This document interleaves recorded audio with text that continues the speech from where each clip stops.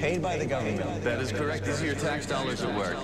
You know, considering some of the things our tax dollars are spent on, bubble blowing seems like an efficient expenditure. It does have that cool thing going for it. I just think it's fascinating the way they move, the colors on the outside, the way they shimmy around. They're the funniest things I've ever seen in my life. Seems like that they're really wobbly and unpredictable, but they follow along with some of nature's basic laws. There is a method to the bubble madness that unlocks some pretty basic laws of nature. Law number one, they act like a prism, reflecting the basic colors of the universe. White light coming in is actually composed of all the colors in the rainbow.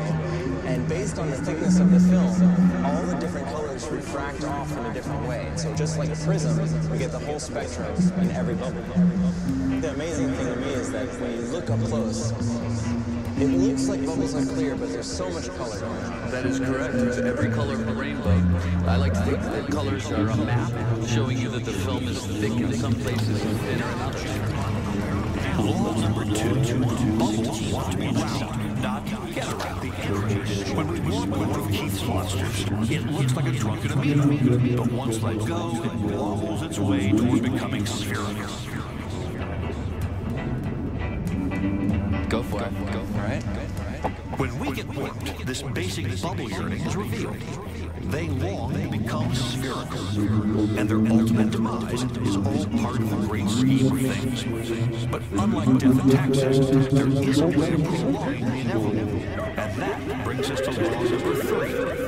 Bubbles are round and like to stay that way.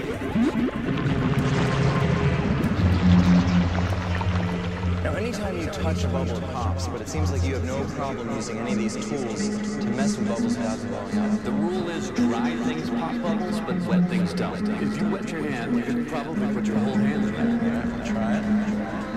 Oh, yeah. Very different. The impossible becomes possible.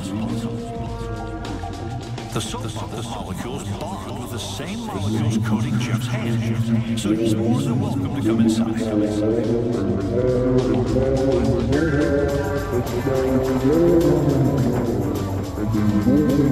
But as soon as my fingers dry, though, big difference. Dry speck of dust off the bubble.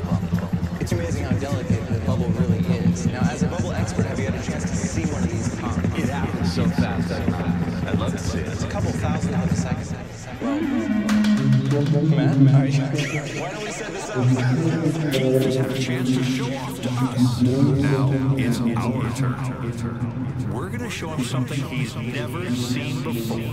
A bubble bursting at 5,000 frames a second.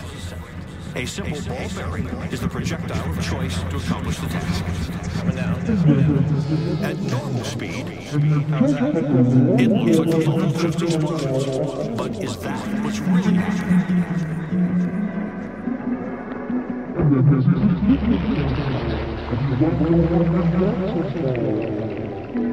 So there it is. It's pretty amazing.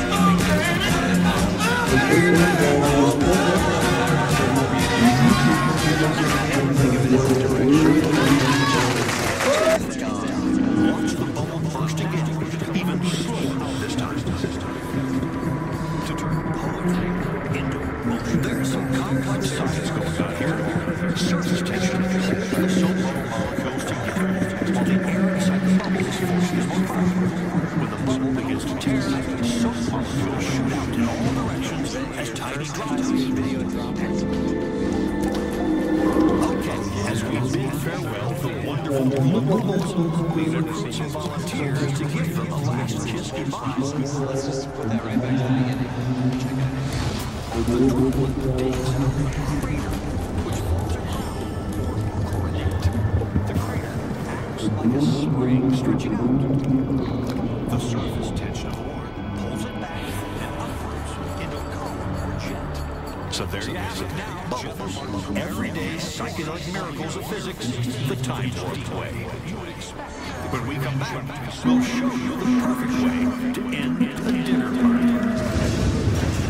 Next on Time Warp. Right, because it really has to dig out a crater to build up the momentum to carry it back up. Now let's look at the two droplets side by side. The energy stored when the droplet falls into the deep pan results in a higher column. My supposition has been that that the energy of the explosion is going outward, but the surface tension is stopping it, and so sort of running into this rim that's holding it in place, bunching up into waves. I mean, it's worth saying that that's why these coronets happen.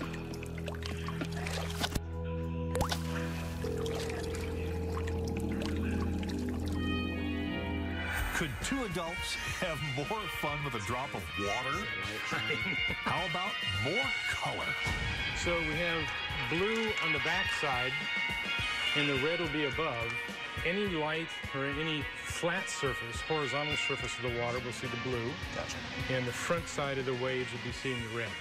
And the red will be above. The piece any of light resistance, or any flat surface, resistance, horizontal surface I want of the water will see the blue. I've been looking at and the As front Jeff side and of the Martin waves will try be seeing the and red. capture the holy grail of water droplet dogma. I saw them as doing this.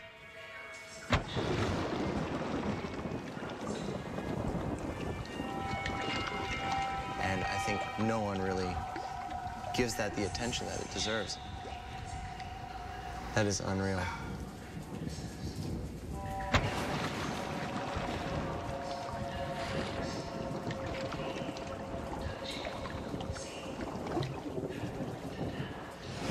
Okay, we're idiots. We thought this would be boring. It is not. It is art. It is science. It is amazing.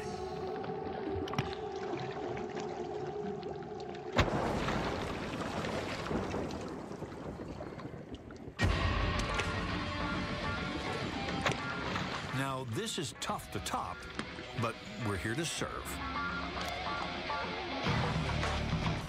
So, if you've got something you'd like to see warped, check us out on the Discovery Channel website, discovery.com, and the warp you see just might be your own.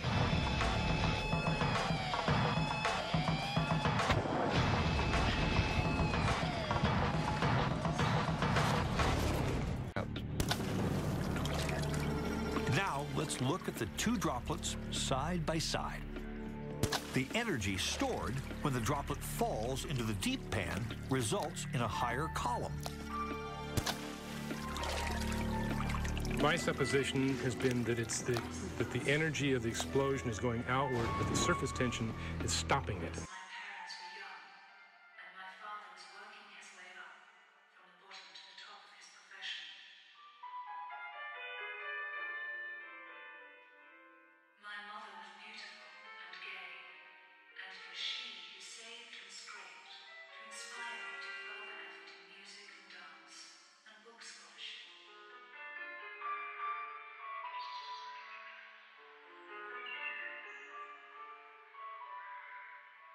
Wakefield Cathedral, where I was confirmed, played a large part in my early life, and the Wakefield Girls' High School also.